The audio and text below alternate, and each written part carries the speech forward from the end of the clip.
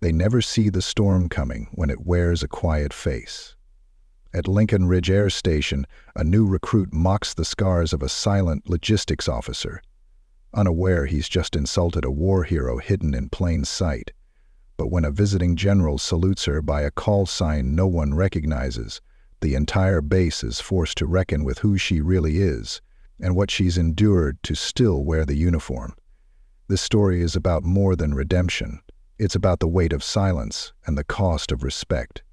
Before we dive in, tell us where you're watching from in the comments, and don't forget to hit subscribe. Tomorrow's story will leave you speechless in the best way possible. Sarah Hepburn didn't blink as the wrench slipped from the tech's hand and clattered loudly onto the polished hangar floor. She didn't flinch at the sudden hiss of the hydraulics from the fuselage being refitted 3 rows down. She didn't move when the young airman stammered an apology and scrambled to retrieve the tool from beneath a rolling toolbox. She simply signed the requisition sheet with a steady hand, her penmanship tight and deliberate, and handed it back without a word. There was something in the way she stood, shoulders square, eyes unreadable, jaw set like stone, that told anyone watching she had long since run out of patience for noise or excuses. The clipboard tucked under her arm bore the weight of the morning's manifest, but it may as well have been a shield. No one bothered her unless absolutely necessary, and even then it was usually through someone else. Sarah moved through the maintenance bay with the precision of a woman who had memorized every inch of its layout. Her boots made barely a sound on the concrete, her presence like a shadow slipping between duty stations. She had been at Lincoln Ridge Air Station for 2 years, but few could say they knew her. The name on her chest, LTS Hepburn, not in here. The scars on her arms told stories no one had the courage to ask about. Faint but unmistakable, like jagged rivers branching down from her elbows to her wrists, the pale lines contrasted sharply against her tan skin whenever she rolled her sleeves up past regulation. Some whispered they were from an IED. Others swore it had to do with a failed evac deep in a jungle. What jungle, no one ever clarified. The ones who'd been around long enough to remember her transfer from Langley didn't say anything at all. They just nodded when she passed. Sometimes they stood a little straighter. Private Tyler Briggs noticed none of this. He leaned against a stacked crate of rotor housings, arms folded, a smirk tugging at the corner of his mouth. Fresh out of tech school, with commendations for engineering aptitude, he had that dangerous mixture of confidence and ignorance that made young men say the wrong things at the worst possible times. He was barely 21, still in the phase where the uniform felt like a costume, not yet like a second skin. "She always walk around like she's got top-secret clearance or something," he said under his breath, nudging the airman next to him with an elbow. Airman Bryce chuckled nervously but didn't answer. His eyes were locked on Hepburn's back as she checked inventory at Station 12. Briggs leaned in again. "No joke, you see her arms? Look like she went 10 rounds with a chainsaw." A few others snickered, quietly, uneasily. The smirk deepened. "Probably just a paper cut from all those clipboard reports she's so fond of." "Private Briggs," the voice cut through the air like a scalpel. Briggs straightened immediately. Staff Sergeant Carl Hughes had that effect. He didn't need to shout. His tone alone suggested the promise of discipline. "Sir," Briggs muttered, glancing away. "You stand at attention when an officer passes, or you stand in front of me and explain why you thought otherwise." "Yes, Staff Sergeant." Briggs snapped upright. Hepburn passed the group without breaking stride. She hadn't looked their way. She didn't have to. Sergeant Hughes held Briggs' gaze a beat longer than necessary, then moved on. Behind him, Airman Bryce exhaled like he'd been holding his breath for 5 minutes straight. Briggs's bravado faded just slightly, replaced by the first flicker of doubt. Sarah made her way to the motor pool's eastern edge, where Master Sergeant Hank Collins stood near a parts locker with a half-solved logistics headache. He handed her a folder the moment she approached. "Got a problem with the chassis bolts," he said, low and direct. "Shipment came in light. Again." She flipped through the manifest, eyes scanning rows like a scanner. "Put in a back order," she said. "Request escalation through tactical supply." Collins raised an eyebrow. "Already tried. Blocked by 2nd Division requisitions." Hepburn didn't sigh. She didn't curse. She simply closed the folder, handed it back, and said, "Then I'll walk it over myself." Collins paused, watching her. "Lieutenant." She looked up. He tapped a finger lightly against the folder's spine, then lowered his voice. "I was in theater when Iron Rain went south. Not many made it back from that firestorm." Sarah said nothing. Her expression didn't change, but she nodded. "Once, and it was enough." Collins nodded back and turned away, his message delivered. Anyone nearby would have heard nothing more than two professionals exchanging work reports. But those who listened carefully would have caught the shift in tone, the reverence in the pause between words. Something heavy passed between them. Something unsaid, but deeply understood. Back near the rear wall, Briggs still watched her, this time more quietly. His arms were still crossed, but his smirk had vanished. "Who is she?" he asked under his breath. "Someone you should shut up about," Bryce muttered, not unkindly. "Unless you enjoy cleaning latrines with a toothbrush." But Briggs didn't laugh.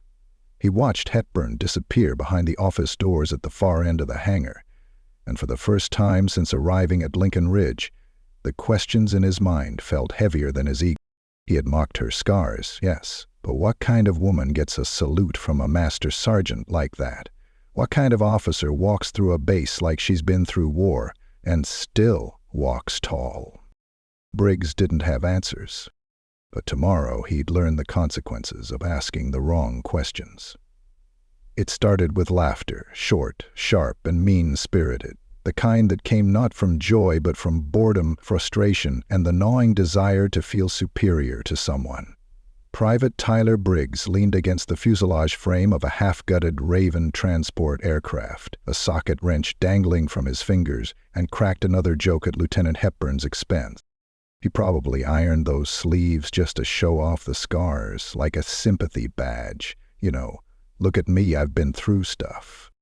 The three airmen around him chuckled again, more out of social reflex than actual amusement. The comment floated above the clatter of tools and the hum of equipment, light enough to blend in, sharp enough to leave a cut. Briggs wasn't a bad mechanic. In fact, he was above average. Quick on systems checks, methodical with diagnostics, but what he had in skill, he lacked in discipline, and worse, in humility. He'd been told since tech school that he had potential, and he believed it, maybe a little too much. Lincoln Ridge Air Station was just another place for him to prove it. Or so he thought. "She walked through here like she's in charge of ghosts," he muttered, not even looking up. "Never smiles, never speaks. Probably one of those spooky intel types who stares at maps and drinks black coffee until her brain fries." "Cut it out, Briggs," said Airman Bryce, finally tired of pretending he didn't care. "Seriously." Briggs turned to him. "What?" "I'm just saying what everyone's thinking. She doesn't talk to anybody, no personality, acts like the whole base is beneath her." Bryce wiped his hands on a rag, avoiding his gaze. "You don't know anything about her." "That's the problem, man. No one does. That's what makes it weird. You ever actually hear her speak more than 2 sentences? She's like some AI they programmed into a uniform." A loud clang interrupted the conversation as a nearby toolbox drawer slammed shut. Staff Sergeant Hughes walked past them, not breaking stride, but his eyes locked on Briggs for a half-second longer than necessary. Briggs cleared his throat and turned back to the aircraft, feigning interest in the wiring harness. But the moment lingered, a little longer than it should have. Out across the bay, Sarah Hepburn stood with Master Sergeant Collins near the shipping platform. Her expression hadn't changed since the morning began. Her mouth formed a firm line, her eyes slightly narrowed. The same neutral mask she wore whether reviewing manifest errors or walking past whispering recruits. She heard them. She always did. Not because she had some sixth sense, but because she knew exactly how young men talked when they thought no one important was listening. She had been the subject of barbed jokes before, in mess halls, in convoy trucks, in temporary FOBs lit only by firelight. It never surprised her, and it never broke her. But it did remind her. Her fingers flexed around the clipboard in her hand, the skin along her scars tightening subtly beneath her uniform. There was no heat in her gaze as she turned slightly toward the group across the bay. Only precision, only awareness. Briggs noticed. And though he didn't admit it, something about her glance made the hairs rise on his arms. "He's not human," he muttered again, quieter this time. "She's a ghost." No one laughed. Not this time. When Hepburn walked past them 10 minutes later, her steps unhurried, her eyes forward, Briggs shifted uncomfortably. She didn't look at him, didn't even acknowledge his presence. Somehow that was worse than confrontation. Em and Bryce stood stiffly at attention, so did the others, but Briggs hesitated, then followed suit half a second too late. It wasn't enough to draw a formal reprimand, but it was enough to be noted. "Eyes forward, Private," came the quiet command from Staff Sergeant Hughes a moment later. "Yes, Staff Sergeant," Briggs answered, sharper this time. Sarah didn't turn around. She didn't have to. The silence she left behind did more than any words ever could. After lunch, the maintenance bay returned to its steady rhythm. The crews rotated, the noise of drills and loaders returned, and a shipment of rotor stabilizers arrived an hour early. Normalcy wrapped itself around the hangar like a blanket, but not for Briggs. He kept watching her from across the space, watching how Sergeant Hughes spoke to her with that rare tone of unspoken respect, watching how Master Sergeant Collins would nod slightly whenever she gave an update, watching how she moved like someone who didn't need to explain herself to anyone, and more than anything watching how no one dared to correct her. Not once. Not even when she walked alone through the chain-link gates of the restricted logistics zone, an area where only a select few had verified clearance. "She even have a rank?" he mumbled at one point, squinting toward her name tag. "All I ever see is that look on her face like she's seen something none of us have." Bryce didn't answer, but his silence was different now. It carried weight. Briggs shook his head and returned to the diagnostic board, tapping in a systems reset and pretending not to care. Later that afternoon, in the far office where senior enlisted and officers reviewed the week's logistics flow, Hepburn stood before the transparent whiteboard, laying out the inbound rotor assemblies from Utah. Staff Sergeant Hughes and Master Sergeant Collins were there, along with Captain Riley and 2 civilians from Inventory Services. "She's got it locked down, as usual," Collins said under his breath to Hughes. "Like clockwork," Hughes replied. "I swear, she could plan a battalion move with a napkin and a Sharpie." In the back of the room, someone had left a faded folder on the side table. It bore the faint imprint of a mission label, nearly scraped off by time. Just 3 letters, blurred and half-worn. "Let's try RNN." Hughes noticed it. So did Collins. They exchanged a look, but said nothing. "Oh." Hepburn paused for a second, noticed the folder, then continued speaking. If her pulse changed, no one could see it. Outside the glass wall, Private Briggs passed by with a tray of engine schematics. He saw her standing there, calm and composed, and for a fleeting second, one small, uncomfortable breath of realization, he felt like a child pretending to be a soldier. When she turned and looked through the glass, just once, just briefly, their eyes met. Briggs looked away first. And for the first time since arriving at Lincoln Ridge, the laughter that usually came so easily never showed up again. There was a rhythm to military bases, a cadence that pulsed under the surface of every shout, every click of a boot heel, every rattle of tools against steel. Lincoln Ridge had its own beat, and Sarah Hepburn moved to it without hesitation. She didn't need to think about the motions anymore. Clipboards, checklists, signatures, coded manifests, they flowed through her hands like second nature. It was a dance she had memorized long ago, one step at a time, one scar at a time. By the third week of Private Briggs' assignment, the jokes had mostly stopped, at least the loud ones. The silence that followed his remarks lingered longer now, heavier, like the air before a storm. He hadn't apologized, not yet, but he had learned to keep his mouth shut when Hepburn walked by. Not because he feared her, not exactly, but because something inside him was beginning to shift. It was Staff Sergeant Hughes who first saw the change. He watched the way Briggs lingered near the logistics table when Hepburn was around, how his eyes followed her movements, no longer mocking, but curious, cautious. It was the same look a new recruit might give an unexploded device on a training range, equal parts fascination and fear. Hughes didn't say anything, not yet. He had learned over the years that some lessons had to be earned in silence. Master Sergeant Collins, however, had no such restraint.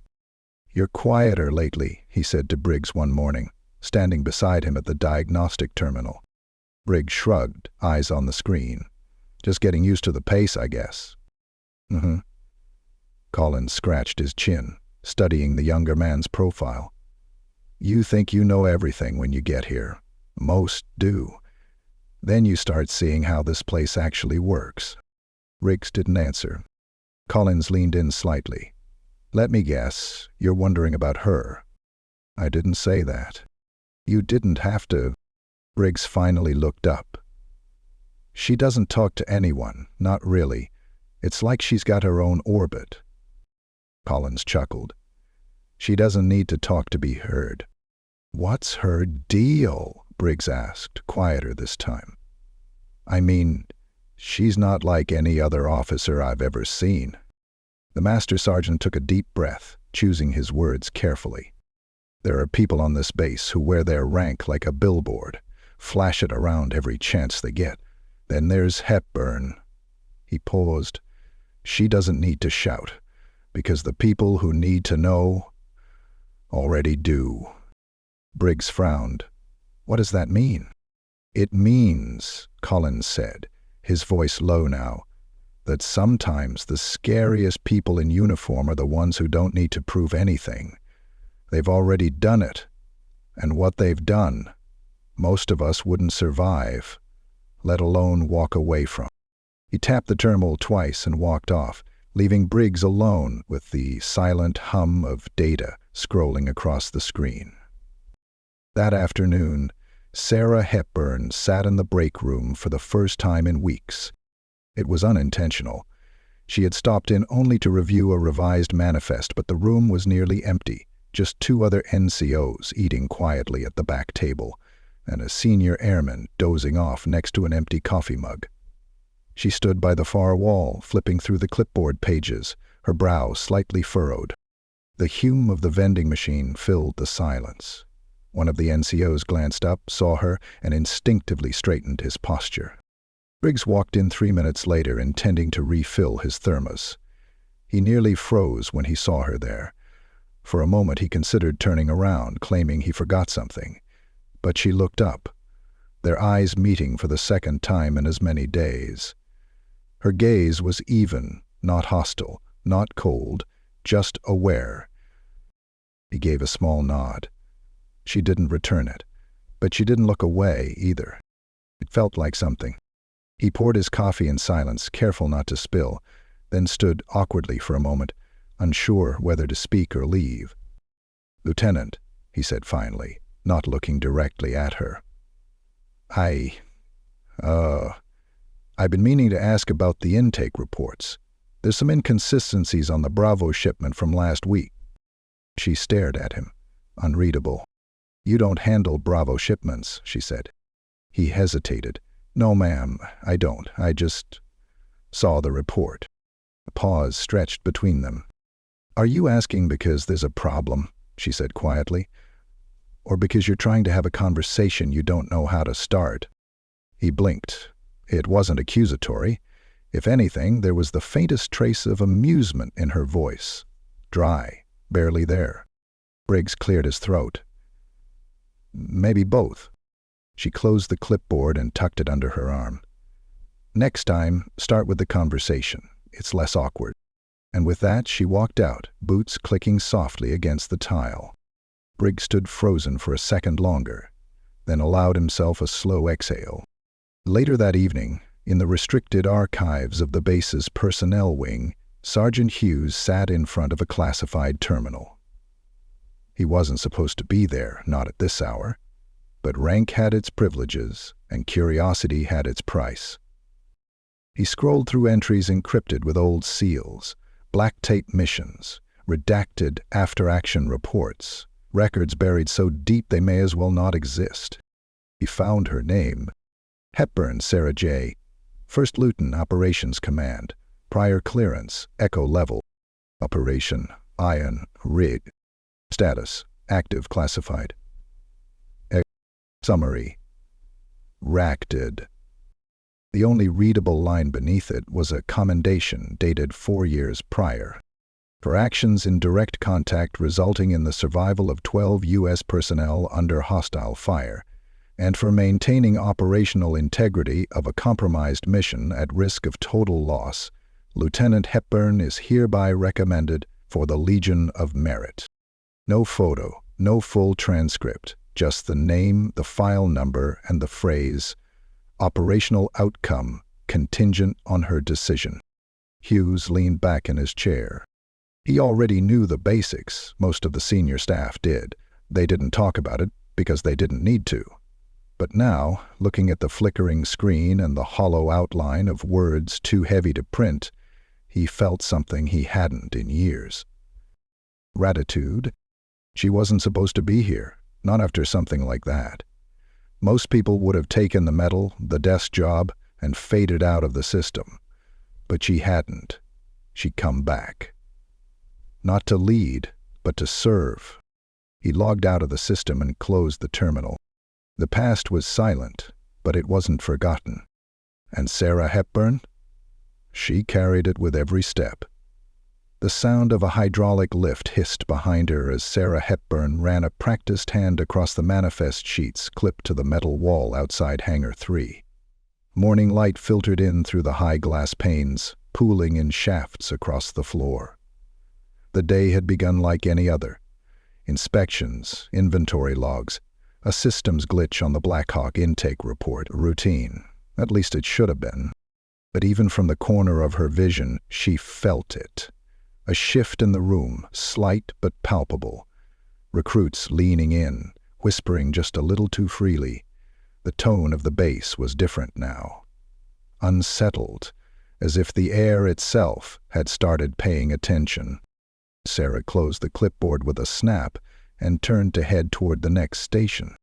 Private Tyler Briggs stood in the aisleway near the auxiliary generator pallets, his posture too relaxed for someone who was supposed to be recalibrating the valve sensors. He had his back half-turned to a group of airmen, grinning, clearly mid-session. His voice wasn't loud, but it wasn't quiet enough either. So I asked her if maybe the scars were a new kind of barcode, Briggs said, letting the smirk stretch wider across his face. You know, like classified skin ink. Maybe she scans them to get through secure doors. A couple of the younger airmen let out restrained laughs, uncertain and awkward. One of them made a show of adjusting his gloves just to look busy. Briggs kept going. I mean, she walks around like she's got predator vision or something. Doesn't blink, doesn't breathe, just floats from one hangar to the next like she's part of the building. Another chuckle. Then, silence. Sarah had stopped walking. Slowly, calmly, she turned. Briggs didn't notice at first. He gestured with one hand, mock scanning his arm with an invisible badge reader. Beep, clearance granted, Ghost Queen inbound. Private Briggs. The hangar quieted almost instantly. The sudden drop in noise wasn't dramatic, but it was surgical. Wrenches paused mid-turn. Pages stopped flipping. Even the distant clatter of a dropped bolt came to an abrupt end. Riggs looked up. She was standing just 15 feet away, arms folded, eyes locked on him. Her tone hadn't risen, her face was calm. But the stillness around her, the way the room seemed to orbit her silence, made every heartbeat louder than it should have been. Riggs cleared his throat. "Ma'am," he said, trying to recover his posture, suddenly feeling like the temperature had dropped 10 degrees. Sarah didn't speak. She stepped forward once, twice, closing the distance slowly, each movement deliberate. She stopped 3 feet from him, eyes unwavering, lips pressed together in a line so thin it seemed etched into stone. Riggs swallowed. "Was there something in your training," she said, her voice barely louder than a breath, "that led you to believe mocking a fellow officer in uniform on duty was acceptable conduct?" Briggs shifted on his feet. "No, ma'am." She waited. "I was just joking. I didn't mean anything by it." Her paws stretched between them like wire drawn taut. Her gaze didn't flinch. "You're not here to mean things, Private. You're here to serve." Her voice was steady, but her words were flint on steel. Around them no one moved. No one dared. There was a power in the way she stood, a quiet strength more commanding than shouting ever could be. Briggs opened his mouth to reply, but nothing came out. Staff Sergeant Hughes appeared from the far side of the hangar, walking briskly. He hadn't heard the beginning of the exchange, but he didn't need to. He could read the silence like a report. "Everything all right here, Lieutenant?" he asked carefully, his tone respectful. Sarah didn't take her eyes off Briggs. "Private Briggs was just explaining the humor in undermining operational cohesion through character assassination," she said. "I believe he was almost finished." Briggs looked like he wanted to disappear into the floor. He straightened again, trying to look composed, but his throat betrayed him with a dry swallow. Hughes nodded slowly. "Understood." Sarah held her gaze on Briggs a second longer, then finally turned away, her movements crisp. "Carry on," she said to no one in particular. The hangar resumed its motion like a clock restarting after a gear replacement. Briggs stood in place, the color in his face flushed with something that wasn't quite embarrassment and wasn't quite shame, but something heavier than either. He could feel the airmen behind him pretending not to watch, and he could feel the way none of them laughed anymore. In the hallway just beyond the hangar's main entryway, Sarah paused near the metal lockers and let her eyes rest on a rusted inspection label from years ago. She reached up and slowly rolled the cuff of her sleeve back down over her forearm, covering the scarred skin in smooth fabric. She stood still, taking a breath she hadn't realized she'd been holding.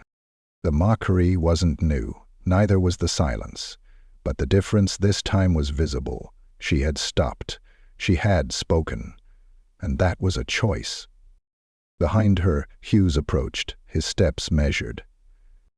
"He's not the first," he said quietly, "and probably won't be the last." Sarah didn't respond right away. "Is this where you recommend I transfer out?" she asked flatly. "No, ma'am." He leaned against the wall beside her, arms crossed. "This is where I remind you that not everyone knows what you've done or what you've carried, and that some of us are here to make sure they learn the right way." She looked at him finally, eyes less steel now, more storm. "I didn't ask for this," she said. "I know," Hughes replied. "But sometimes the ones who never ask are the ones who change the room just by standing in it." They stood together in silence for a while, the hum of the hangar behind them like a distant memory. Back inside, Briggs finally sat down on the edge of a rolling stool, staring at the concrete floor beneath his boots. For the first time since arriving at Lincoln Ridge, he felt the weight of his own ignorance settle on his shoulders like an armor plate dropped out of nowhere. It wasn't the public embarrassment. It wasn't even the shame of being caught. It was the look in her eyes. Not anger, not hurt, but something deeper. The absence of fear. The absence of reaction. The expression of someone who had endured far worse than mockery, and had come out the other side not just intact, but unshakable. And in that silence, Tyler Briggs began to understand that scars weren't always wounds. Sometimes they were warnings. The warning came over the intercom like a shot of electricity.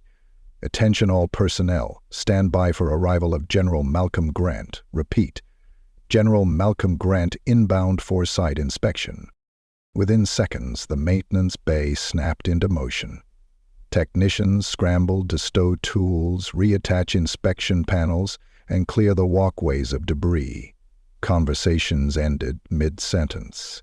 Even the usual din of humming engines and clanging steel seemed to pull back into something quieter, more alert. Briggs froze mid-task, socket wrench in hand, and turned to Bryce. "General Grant?" he whispered. He's 4 stars. Bryce said, already tucking in his shirt. "Commander of Air Mobility Command. Flies in maybe once every 5 years, if that." Briggs quickly smoothed out his collar, suddenly hyper-aware of every inch of his uniform. Sarah Hepburn stood at the edge of the hangar, reviewing final clearance logs on a digital tablet.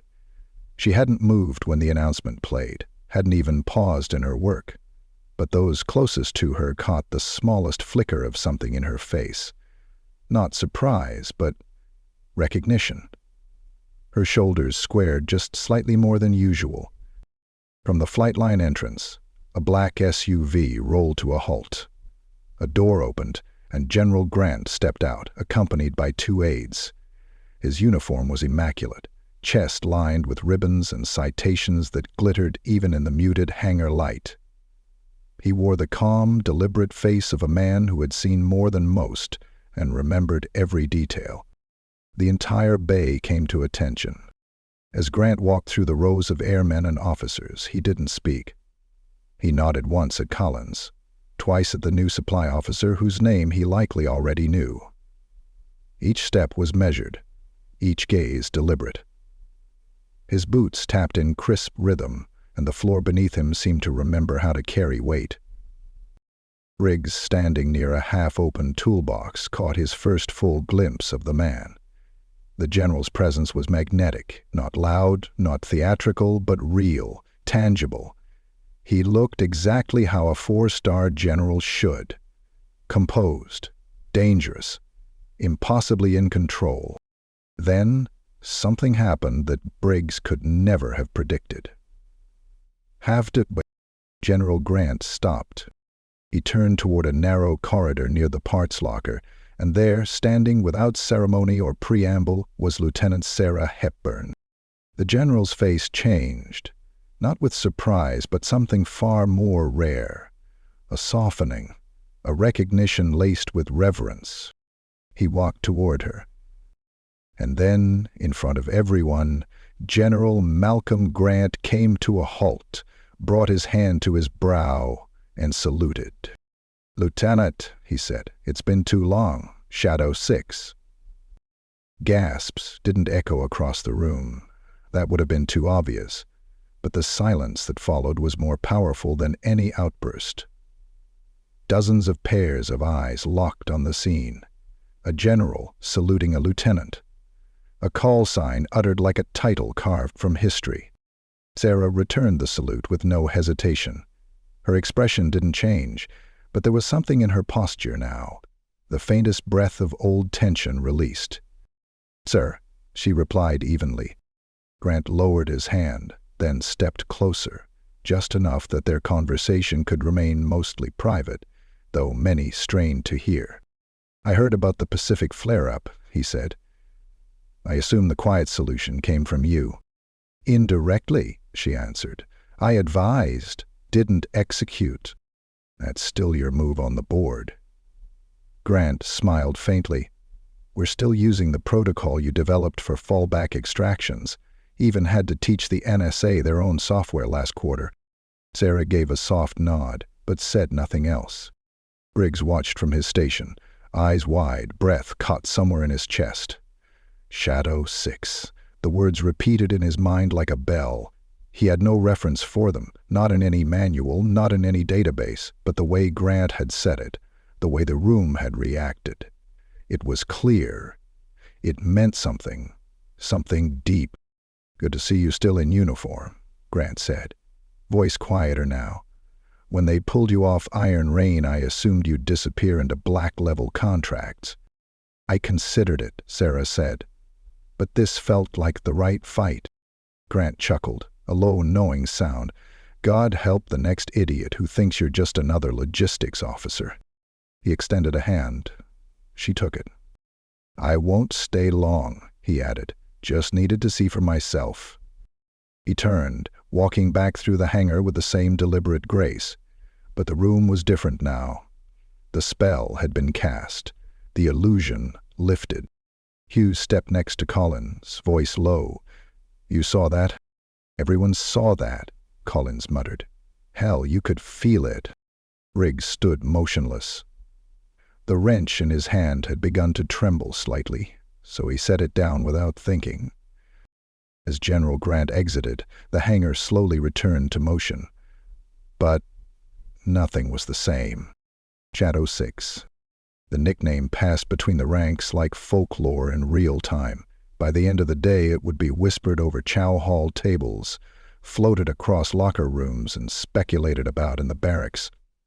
Some would say she led the extraction of an entire recon team through enemy lines with only a radio and a combat knife. Others would insist she once stood alone on a rooftop, marking targets through drone feed while a QRF bled out in the valley below. But most wouldn't even try to guess, because now they understood one thing with certainty. Lieutenant Sarah Hepburn wasn't just part of Lincoln Ridge.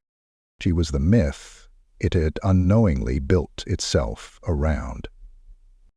And no one, not even Tyler Briggs, would ever see her the same again. By nightfall, the base was humming with a quiet that wasn't ordinary. It wasn't the standard wind down of a long shift or the usual buzz of machinery easing into sleep. This quiet had gravity. It moved through Lincoln Ridge like a ripple on still water, passing from squadron to squadron, from enlisted barracks to senior officer lounges. The name had been spoken now, the name none of them had heard before. Shadow 6. No one said it loudly, no one dared. But in the corridors and corners where no ranking eyes could see, it was shared in reverent whispers, like the first lines of an ancient story. And with it came the real question. What was Operation Iron Rain? Tyler Briggs sat alone at the far end of the mess hall that evening, a cooling tray of untouched food in front of him. Around him, groups of airmen murmured over their meals, heads close, eyes watchful. He could feel it, the weight of the day pressing down on his shoulders like a lead vest. He had spent most of the afternoon trying to focus on his work, checking and rechecking every line on the systems board, but the truth kept creeping back into his mind like a tide he couldn't hold back. He had mocked her, not just once, repeatedly, to her face, to her back, to anyone who would listen. And now the entire base knew what he hadn't, that Lieutenant Sarah Hepburn was not simply a quiet logistics officer with scars and silence. She was something else entirely. A figure that a 4-star general had saluted in front of the entire squadron without hesitation. And that call sign, Shadow 6. It sounded like a legend. He pushed his tray away and stood, his boots heavy on the tile. He didn't know where he was going, only that he couldn't sit still. An hour later, he found himself outside the Operations Archive building, a squat concrete bunker near the edge of the base, behind a fence topped with security wire. The door was unmarked, but every airman knew what it was. If the admin buildings held information, the archive held history, the kind of history that wore black ink and red stamps, the kind no one was supposed to talk about. He wasn't authorized for clearance, but he didn't need to go inside. What he needed was already standing just outside the door, arms folded, leaning against the wall like he'd been waiting for someone. Master Sergeant Hank Collins. Riggs stopped short. "Sergeant, you lost?" Collins asked without moving. Riggs shook his head slowly. "No, sir. Collins watched him for a long beat, then finally pushed off the wall and walked a few paces closer. "You come here for answers or penance?" "Both," Briggs said, his throat dry. Collins nodded. "Thought so." They stood in silence for a while, the only sound the distant echo of a transport engine throttling down near the east runway. The sky was deep navy now, stars beginning to poke through the horizon like cautious scouts. "You know what iron rain was?" Collins asked finally. Briggs shook his head. "Didn't think so. Most people don't, and the ones who do don't talk about it." "I want to understand," Briggs said, meaning every word. "What she did, who she is." Collins exhaled through his nose, then looked out toward the dark. "It was a covert operation in the Tientsin Highlands, 6 years ago, deep behind a line we weren't supposed to cross. Intel went bad, real bad. Whole mission collapsed in under 30 hours. Team went dark, 15 operators. No exfil route, no support, no satlink." Briggs listened, still. Someone had to go in? Not with firepower, with coordination, with guts. They needed someone who could stay quiet, think fast, move like smoke. Someone who could improvise a new plan in a war zone where everyone else was already dead or dying. He looked Briggs square in the face. "Heavy." "I sent her." Briggs blinked. "Alone?" Collins nodded. Shadow 6 wasn't a nickname. It was her designation on that mission. She was the 6th Deep Shadow op to ever make it past Tier 1 clearance. The first woman. The youngest. Briggs stared, words failing him. "She made it in," Collins continued, voice flat. "Tracked the team through 3 clicks of hostile terrain, dodged patrols, used coded noise taps on enemy radios to fake local chatter, built a decoy route to throw heat, then walked 12 survivors out of a valley while an extraction team lit up the sky 6 miles west. She did it bleeding. She did it blind on one side. And she did it knowing full well she wouldn't get a medal big enough to tell the truth." The silence that followed was crushing. Briggs felt like his chest had caved in. His voice came out a whisper. "The scars!" Collins nodded. "ID'd blast during the rescue. She shielded one of the injured with her arms, took most of the shrapnel herself, refused evac until everyone else was clear." Briggs sat down on the curb without realizing it, legs giving out from under him. "I didn't know," he said. "I know," Collins replied. "You didn't ask." Far off, the base lights flickered to a brighter hue as the evening transitioned into full lockdown mode. Collins placed a hand on Briggs' shoulder. "She's not angry with you," he said. "She's beyond that, but you need to understand you weren't just mouthing off. You were laughing at a soldier who bled for people you'll never meet, in places you'll never hear about." Briggs nodded slowly, shame clinging to him like frost. "Does she know you're telling me this?" "No," Collins said. "But I think she wants you to learn something, and this time she let someone else do the teaching."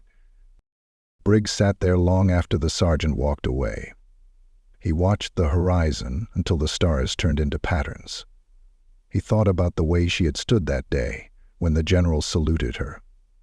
The way she never demanded respect, she simply commanded it, wordlessly. He finally understood. And it broke something open in him that had nothing to do with rank or uniform. It was the beginning of reverence. Morning at Lincoln Ridge came like it always did, sharp, crisp, and humming with expectation. The sky cracked open with gold across the hangar roofs, and the flag snapped on the mast like it knew something had shifted. Inside the maintenance bay, boots struck the concrete with practiced rhythm, reports passed from hand to hand, and the day rolled forward like clockwork. But something was different. It wasn't the work. Engines still roared, wrenches still turned, schedules still moved like they always had. It was in the way people stood when Lieutenant Sarah Hepburn walked by. They didn't just step aside now. They straightened. Nods were a little sharper, eyes a little longer in their glance. It wasn't fear or obligation or some forced salute to rank. It was respect. The kind that doesn't have to be ordered, the kind earned in silence, forged in the kind of fire no one else had walked through and come out still standing. She didn't acknowledge it, not directly. She moved with the same efficiency, the same composed stillness she always had. But behind her eyes, something had settled. The tension that once pressed behind her temples each time she walked past a group of whispering recruits, gone. She hadn't changed. Everyone else had. Even Briggs. Especially Briggs. He stood near Hangar 2 that morning, arms loaded with cable coils ready for the system's test. When he saw her approaching, he paused, set the coils down carefully, and turned to face her, fully. "Lieutenant," he said, voice firm but humble. She stopped, regarding him. "I owe you an apology." There was no nervousness in his face now, just truth. "I was wrong," he said, "about everything. What I said, the way I acted. It wasn't just disrespectful, it was ignorant. And I didn't realize how deep that went until someone made me look." Sarah didn't speak, not right away. Her gaze held his, steady and unreadable. "Why are you telling me this?" she asked. "Because I need to own it," he said. "Not for a clean record. Not to avoid trouble. Because it matters. And because people like me don't get better unless we learn from people like you." Something passed across her face then, faint like the last ripple on a still lake. "You think I want you to be like me?" she asked softly. Riggs hesitated. "I think I want to be better than I was. That's all." The silence between them was short but meaningful. She gave a small nod, just once. "Then prove it. Not to me, to the uniform." "I will." As she turned to walk away, he didn't move until she'd gone. And when he did, it was with a posture straighter than he'd worn since arrival. Later that afternoon, a new order came through, a squad-wide drill to be conducted under simulated emergency response. Logistics, recovery, command hierarchy under pressure. 9:30 p.m. Command. Sarah was selected to oversee. Staff Sergeant Hughes handed her the final roster. "Looks like they're putting you in charge of a whole new squad rotation," he said, watching her reaction. She glanced down at the list. "Is that supposed to be a reward?" He smirked. "It's recognition, and maybe a bit of trust. Word is, command's watching the way you handle it." "Are they now?" He nodded. "You've got more eyes on you than ever. Let's hope they're learning something." She led the drill with quiet authority. She didn't bark orders or try to control every moving part. She assigned leaders, checked flow efficiency, and moved between stations like she'd been born in the role. When something faltered, she corrected it. When someone lagged, she offered a word that cut just sharp enough to push them forward. Briggs worked hard, harder than he ever had. Not to prove something, not to make amends, but because now, every task felt different. Every piece of equipment he handled, every checklist he followed, it all led back to the story that now hung over the base like a quiet legend. Shadow 6. At the end of the drill, a small crowd had gathered near the edge of the bay. Nothing formal, no ceremony. Just a few airmen, a few officers, and even one of the civilian contractors.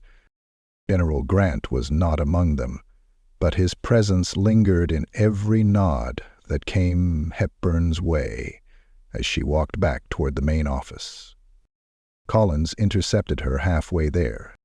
"Command wants your input on a new field logistics training program," he said casually. "They're thinking you'd make a good lead advisor." She raised an eyebrow. "I already have a job." "Yeah," he said with a grin, "and that's probably why they want you." She took the folder from his hand and opened it, scanned, closed it again. "I'll think about it." You always do. She looked over at him, a rare smile just touching her lips. Tell them they'll have to put up with my bluntness. They'll call it precision. As the sun dipped behind the far hangars, casting the base in long gold shadows, the world around Sarah Hepburn felt quieter. Not because it had less to say, but because it had finally learned to listen. Later that evening, as the base lights dimmed and the sky stretched wide with stars, Sarah stood alone on the catwalk above Hangar 1, watching the silhouettes of her fellow airmen moving below. Her arms rested on the railing, sleeves rolled up, the scars visible now, but no longer defining. They had once been marks of pain, marks of memory, but tonight they were something more. Marks of survival, of service, of strength chosen again and again. And behind her, the base moved forward, wiser, sharper, quieter, just the way she liked it.